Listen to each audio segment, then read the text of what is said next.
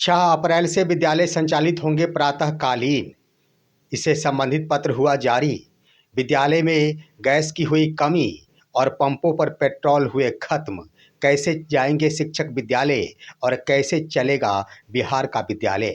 दोस्तों नमस्कार, मैं हूं आपका दोस्त एसके चौधरी। बड़ी खबर की बिहार के तमाम विद्यालयों का संचालन 6 अप्रैल 2026 से प्रातःकालीन किए जाएंगे। इससे संबंधित एक जिला का पत्र जारी हो गया है, लेकिन बिहार के तमाम जिलों से भी पत्र जारी कर दिए जाएंगे और 6 अप्रैल से विद्यालय का संचालन प्रातःकालीन किया जाएगा। साथ ही साथ दोस्तों बड़ी खबर बता देना चाहेंगे कि आखिर गैस की किल्लत ने मुश्किलें बढ़ा दी है बिहार के विद्यालयों में, जहां बच्चों को एमडीएम दिया जाता है। आखिर एमडीएम का निर्माण यानी एमडीएम कैसे बन सकेगा, क्योंकि गैस की किल्लत हो गई है। वहीं पर शिक्षकों का विद्यालय पहुंचना भी मुश्किल हो गया है, क्योंकि अभी जो तत्काल खबर समस्तीपुर जिले से आई, कई पेट्रोल पंप पर पेट्रोल ही समाप्त हो गए हैं। ऐसे में शिक्षक कैसे विद्यालय पहुंच पाएंगे और विद्यालय में नामांकित बच्चे आखिर कैसे एमडीएम का लाभ प्राप्त कर सकेंगे। आइए दोस्तों आज के इस वीडियो में इन तमाम बिंदुओं पर विस्तार पूर्वक चर्चा करते हैं। लेकिन इससे पहले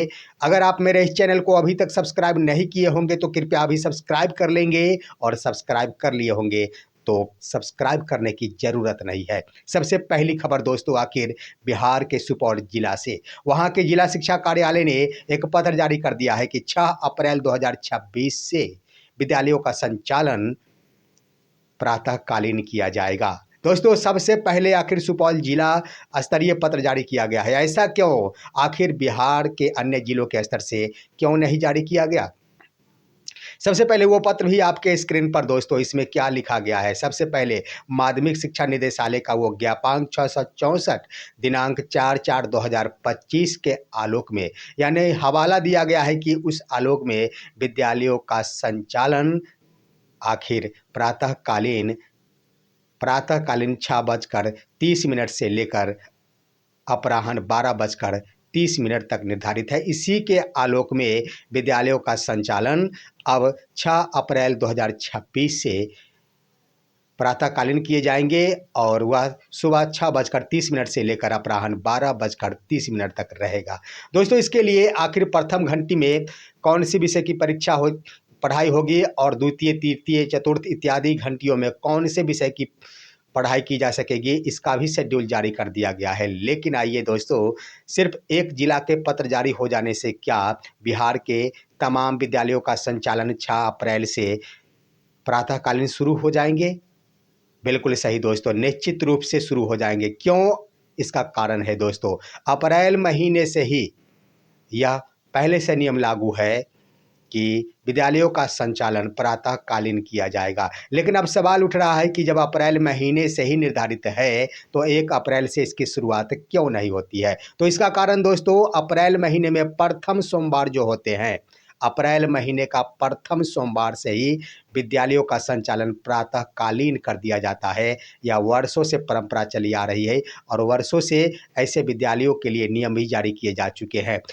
जब कभी भी अगर 1 अप्रैल को सोमवार होंगे तो निश्चित रूप से उसी तिथि से प्रातःकालीन कर दिए जाएंगे। अगर 2 को होंगे, 3 को होंगे, 4 को होंगे, 5 को होंगे, या फिर इस बार की तरह अगर 6 को होंगे तो 6 से ही विद्यालय का संचालन प्रातःकालीन कर दिया जाएगा। यही नियम है और इसी के तहत यह पत्र जारी किया गया है कि प्रथम सोमवार अप्रैल महीने का 6 अप्रैल का होता है, जिसके कारण आखिर विद्यालय का संचालन 6 अप्रैल से प्रातःकालीन करने संबंधी पत्र जारी कर दिया गया है और अन्य जिला के स्तर से भी इससे संबंधित पत्र जारी कर दिया जाएगा। शिक्षक बिल्कुल संतुष्ट होले कि 6 अप्रैल से बिहार के तमाम विद्यालयों का संचालन प्रातःकालीन कर दिए जाएंगे। अब आइए दोस्तों, एक बड़ी खबर से रूबरू कराता हूं कि आखिर बिहार के विद्यालय, सरकारी विद्यालय में सरकार के स्तर से प्रधानमंत्री पोषण योजना के तहत एमडीएम का लाभ दिया जाता है बच्चों को। लेकिन इन दिनों दोस्तों गैस की भारी किल्लत, आप देख रहे होंगे ये खबर दोस्तों, जरा गौर कीजिए। आखिर प्रधानाध्यापक भी मजबूर है, रसोइया जो कार्यरत है विद्यालय में बच्चों के लिए भोजन बनाने के लिए, वो भी मजबूर है, क्योंकि गैस की किल्लत के कारण आखिर गैस उपलब्ध कराने की तो बातें की जाती है, सरकार के स्तर से दावे पर दावे किए जा रहे हैं कि गैस की कोई किल्लत नहीं है। लेकिन सवाल ये उठ रहा है कि जब किल्लत है ही नहीं तो प्रधानाध्यापक के स्तर से गैस एजेंसी के यहाँ फ़ोन किया जाता है तो फ़ोन आखिर क्यों नहीं रिसीव किया जाता है? और रिसीव करने के बाद भी अगर मान लिया जाता है कि उस वक्त रिसीव नहीं हुआ तो बाद में चलकर आखिर विद्यालयों को गैस सिलेंडर मुहैया क्यों नहीं कराया जाता? इसका मुख्य कारण ये है दोस्तों कि गैस की किल्लत बिल्कुल हो चुकी है, इसमें कहीं से कोई दो राय नहीं है। लेकिन सवाल उठ रहा है कि आखिर प्रधानाध्यापक के ऊपर बड़ा दबाव है कि किसी भी सूरत में एमडीएम बंद नहीं करना है, अन्यथा उनके ऊपर कार्रवाई कर दी जाएगी, जिसका नतीजा है दोस्तों ये खबर आप देख रहे होंगे। ज्यों ही प्रधानाध्यापक विद्यालय में पहुंचते हैं गैस की किल्लत नजर आती है, प्रधानाध्यापक लकड़ी लाते हैं और लकड़ी चीरना प्रारंभ कर देते हैं।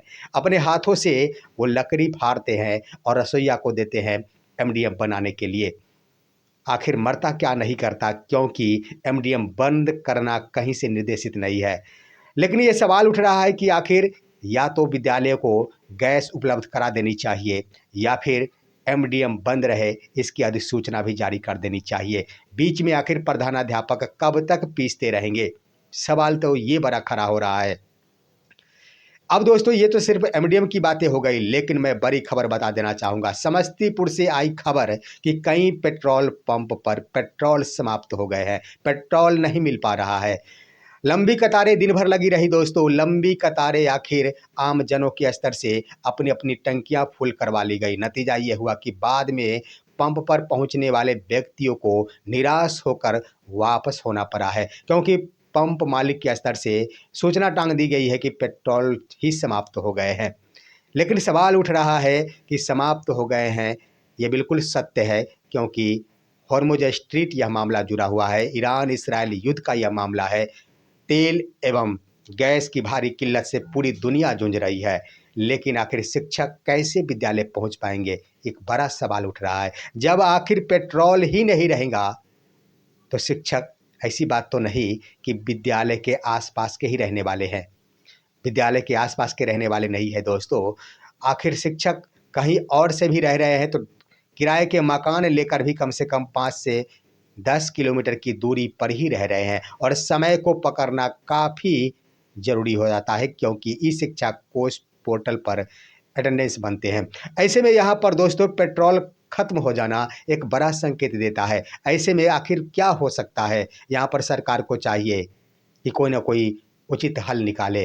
वैसे ये खबर आई थी कि गर्मी छुट्टी से पहले विद्यालय बंद किए जा सकते हैं। ऐसी स्थिति में या तो विद्यालय बंद करने संबंधी सूचना जारी होनी चाहिए या फिर शिक्षकों के लिए विद्यालय पहुंचने हेतु कोई विशेष प्रबंध की जानी चाहिए।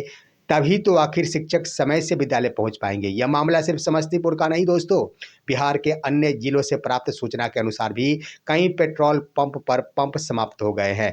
आम नागरिक आखिर घर में रहेंगे, आम नागरिक किसी और की सवारी के माध्यम से सवारी ना करेंगे या फिर नहीं जाएंगे कहीं इधर उधर, लेकिन शिक्षक जिन्हें विद्यालय पहुंचना है। और सबसे बड़ी बात ये रही कि आज बिहार में, बिहार से बाहर के ढेर सारे शिक्षक हैं, लेकिन यहाँ घर ना होने के कारण उनके लिए एक मजबूरी है सवारी। जब पंप पर गैस तेल की कमी है, उसके बाद विद्यालय में गैस की कमी है, तो ऐसी स्थिति में सरकार के ऊपर एक जिम्मेदारी बनती है कि कोई ना कोई रास्ता निकाले। या तो विद्यालयों को बंद करने संबंधी आदेश जारी किया जाना चाहिए या फिर शिक्षकों के लिए विशेष प्रबंध किया जाना चाहिए।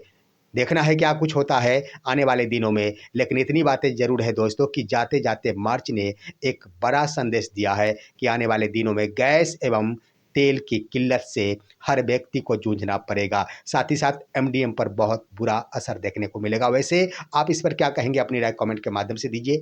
हमारे इस वीडियो को ज़्यादा से ज़्यादा लाइक और शेयर कीजिए और अब दीजिए अपने दोस्त को इजाज़त। अगले वीडियो तक के लिए नमस्कार।